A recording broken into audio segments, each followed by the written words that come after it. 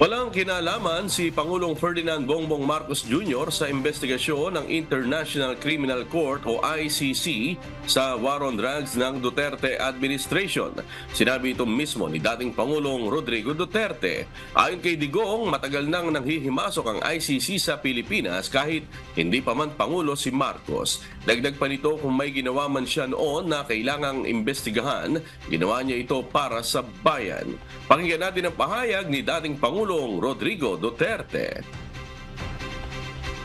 Let me be very clear on this. Marcos has nothing to do with the ICC. Huwag na natin bigyan ng importansya ng ICC. Let me just address the Filipino people for once. If there is anything that I did, it was because I did it for my country. Kung tingin ng iba tama, kung tingin ng iba mali, wala akong pakialam. Basta ginawa ko para sa bayan ko, para sa mga anak ko.